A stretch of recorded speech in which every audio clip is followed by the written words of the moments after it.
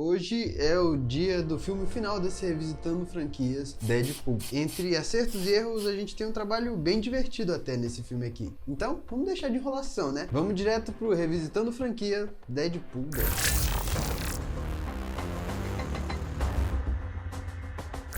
Uma coisa que eu gostaria de destacar logo de cara, antes da gente começar a contar a história, é que esse filme aqui parece mais um highlight, sabe? Um dos melhores momentos do filme anterior, com algumas ressalvas, é claro. O filme parece ter entendido muito bem o que funcionou no primeiro longa e decidiu usar ou reutilizar algumas dessas piadas e alguns desses momentos para fazer esse segundo longa aqui. A questão é que não funciona bem assim as coisas, né? E a gente consegue perceber esses momentos de cópia ou reaproveitamento de algumas outras coisas. O filme começa com um Deadpool se matando em meio a uma explosão com um monte de galões de gasolina. Assim como no primeiro filme, depois dele se dar mal, ele começa a voltar no tempo fazendo uma espécie de flashback para contar como ele chegou até ali. O principal interesse amoroso do nosso protagonista foi levado embora. No caso, pela morte, tá? No caso, pela morte. Não sequestrado, que nem foi no outro filme. Wade só tenta voltar a viver com ela, né? E é por isso que ele decide se matar. Ele tem uma espécie de visão dela falando que ele não estava pronto para reencontrar ela porque ela estava morta. Então ele achou que se ele se matasse, ele ia estar pronto para reencontrar ela. Mas é nessa cena que ela repete de novo que ele não tá no lugar certo. O coração do Wade não tá no lugar certo e é por isso que não tava na hora deles se encontrarem. Assim como no primeiro filme, o Colossus decide levar o Deadpool após estar em pedaços para a mansão do X-Men. E eu diria que ele só consegue levar o Deadpool porque ele tá em pedaços, né? Então ficou mais fácil para ele juntar os pedaços e levar. Como a gente viu no primeiro filme, ele não ia conseguir se ele tivesse pelo menos algumas partes do corpo inteira. Isso pegou mal, né? Dito isso, na primeira missão do Deadpool como um X-Men, ele se mostra completamente,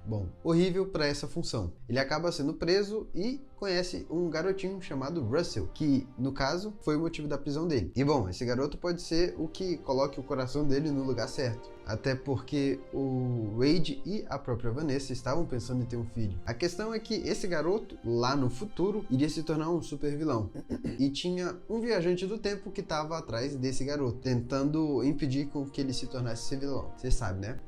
Como você deve ter percebido, até esse momento da história, a gente tem Deadpool 1 e Exterminador do Futuro 2 como bases para esse filme. A questão, para mim, é só uma. Desses momentos de drama pessoal do Wade e dessas construções de amizade entre outros personagens, a gente não consegue perceber a real intenção do roteiro. E isso, para mim, passa muito pela direção que não conseguiu colocar a alma ou a informação que o roteiro queria trazer pra gente. O que me parece até aqui é que os atores são tão carismáticos e eles estão tão à vontade com os seus papéis que a gente é meio que conduzido ou seduzido a acompanhar a jornada deles, muito mais do que a direção nos levando a acompanhar essa jornada deles. A direção do longa é de um cara que estava no seu segundo filme. O nome do cara era David Leitch, um dos criadores da franquia do John Wick. O primeiro filme do David Leitch, ele era o Atômica, né? Logo depois ele ainda iria entrar no projeto de Trem Bala. Só que tendo em vista esses dois projetos, tanto Atômica quanto o Trem Bala, a gente consegue perceber que uma coisa é inegável quando a gente fala desse diretor. Cenas de ação, ele sabe dirigir e sabe dirigir muito bem. Um exemplo disso é quando o Wade vai fugir da prisão. Tem uma cena de incrível muito boa, principalmente entre o Wade e o Cable. É um quebra-pau maravilhoso ao som de dubstep, o que faz muita gente, inclusive eu, lembrar um pouquinho de John Wick, né? Escapando dessa prisão, o próprio Wade Wilson resolve montar a sua força-tarefa para salvar o Russell desse maluco que tá tentando matar ele. E é claro, tirar esse menino da prisão. Como líder de equipe, o Sr. Pooh aqui, ele é um ótimo piadista. Mais da metade da sua equipe morre ao tentar aterrissar para fazer essa força-tarefa acontecer. Só quem sobra é o próprio Deadpool e a Domino. Essa aqui é interpretada pela Zazie Beetz. E essa cena é até interessante porque mostra um pouquinho do poder da Domino. E ainda realça duas coisas que eu gosto pra caramba nesse filme. Pelo menos nas cenas de ação, que é o CGI e a direção de ação do filme. Parece que essa cena da Domino, ou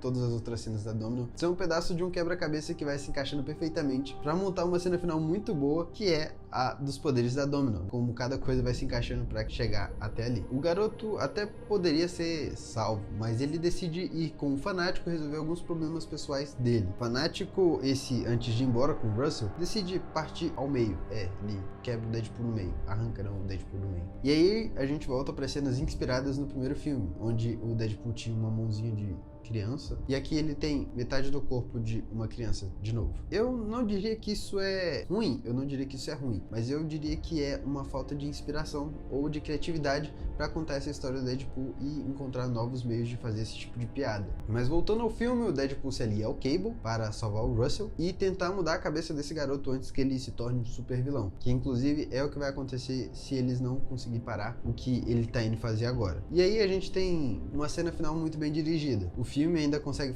brincar, né, com algumas linhas temporais e fazer com que o Deadpool volte no tempo para mudar algumas coisas, o que definitivamente é muito engraçado e provavelmente vai ter ligação com esse filme que vai estrear agora, o Deadpool e Wolverine. Mas no geral, eu acredito que Deadpool 2 tem algumas atuações muito boas e uma direção muito boa para a ação, mesmo com alguns deslizes quando a gente fala do drama dos personagens e todo o guiar dessa história. O roteiro até tenta passar uma ideia do que o Weed chamou de filme de família, mas eu acredito que a direção não consegue abraçar esses ideais que foram postos pelo roteiro, mesmo trazendo os personagens que normalmente algumas famílias têm. E é por isso que eu acho que deu uma sensação de que, bom, não teve tanta força assim, não teve tanto impacto assim quanto poderia ter. Deadpool 2 tá muito longe de ser ruim, muito longe mesmo. Ele é um filme muito bem feito e divertido por vezes, mas que ele poderia ser melhor, eu acredito que ele poderia ser muito melhor. Até porque, pelo menos pra mim, um personagem tão criativo quanto o Deadpool não pode ter no seu filme a principal barreira, a falta de criatividade para explorar suas histórias.